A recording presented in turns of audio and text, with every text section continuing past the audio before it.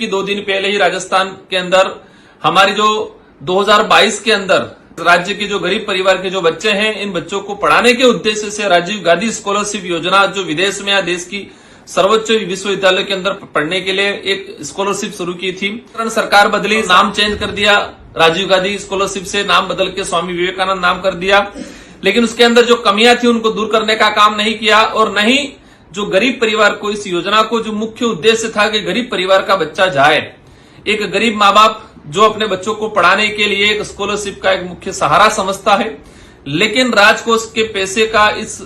गरीबों के नाम से योजना शुरू हुई, लेकिन इसका दुरुपयोग किया और हाईकोर्ट ने इस पर संज्ञान लिया गया है।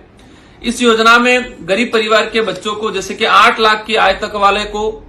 स्कॉलरशिप मिल रहा था, सेकंड कैटेगरी में 8 लाख वाला नहीं मिला है तो 8 लाख से 25 लाख वाला और 25 लाख से ऊपर वाला E3 कैटेगरी में। लेकिन इसके अंदर हमने पहले जब मैं विधायक था उस समय डिमांड की थी। इसके अंदर कमियां ये है कि इसमें सबसे बड़ा कि रिजर्वेशन पॉलिसी लागू नहीं की गई है। केंद्र सरकार की एक योजना चलती है, राष्ट्रीय विदेश छात्रवृत्ति योजना, उसके अंदर इसमें भी हालांकि कुछ कमियां हैं, लेकिन उसमें रिजर्वेशन पॉलिसी कुछ कैटेगरी वाइज सीटों को रिजर्व रखा गया है। मैं आपके माध्यम से कहना चाहूंगा सरकार को कि ये जो आपने नाम चेंज किया, राजीव गांधी स्कॉलरशिप से स्वामी विवेकानंद स्कॉलरशिप कर दिया, लेकिन इसमें गरीब परिवार के लिए ST/SC कैटेगरी ओबीसी के लिए क्या प्रावधान किए गया।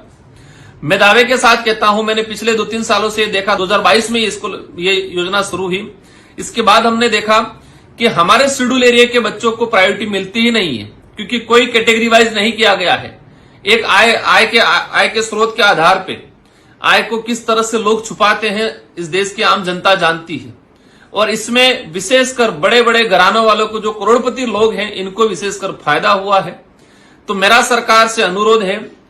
कि हमारे देश के आदिवासी बाहुल्य क्षेत्र का जो बच्चा है वो भी चाहता है कि मैं विदेश में अध्ययन करूं, तो पिछले 2022 से लगा कि इस 2025 तक,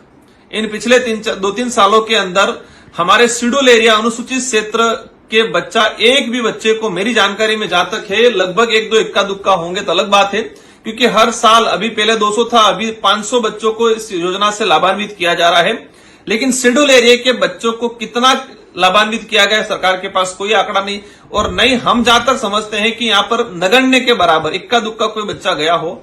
तो मेरा सरकार से सीधा सा अनुरोध है कि आपने जो नाम चेंज किया है तो आपकी नीतियां भी कुछ चेंज करी जाए, आपकी सोचों में परिवर्तन लाया जाए। और मेरा विशेषकर आपसे अनुरोध पुनः यही है कि इसके अंदर कैटेगरी वाइज ST/SC OBC को सीटें रिजर्व होनी चाहिए, ताकि हमारा गरीब बच्चा जा सके, और साथ ही शेड्यूल एरिया के लिए भी रिजर्वेशन पॉलिसी इसके अंदर लागू की जानी चाहिए कि 500 में से हमारे बच्चे कम से कम 50 बच्चे आदिवासी बाहुल्य क्षेत्र से भी जाने चाहिए। जिस तरह से केंद्र के अंदर राष्ट्रीय विदेश छात्रवृत्ति योजना में जो प्रावधान किया गया है, ये बात अलग है कि 2013 के अंदर 2013 से ST के लिए 20 सीटें रिजर्व थी राष्ट्रीय विदेश छात्रवृत्ति योजना के अंतर्गत भी, और उस समय पूरे देश से 1,90,000 बच्चे जाते थे। आज 2025 के अंदर हमारे देश से 13 से 14 लाख के आसपास, करीब 14 लाख बच्चे विदेश में अध्ययन करने के लिए जा रहे हैं, लेकिन उस स्कीम में भी ST के बच्चे 20 ही जा रहे हैं, मतलब 20 सीटें ही रिजर्व की गई है। तो किस तरह से सरकार न्याय करती है, आपके आंकड़े आपके सामने हैं। भजनलाल जी की सरकार से मेरा अनुरोध है, स्वामी विवेकानंद स्कॉलरशिप के अंदर 500 बच्चे राजस्थान से जाने का प्रावधान है। ये गरीबों के बच्चे विदेश में पढ़े इस उद्देश्य से लाई गई है। इसके अंदर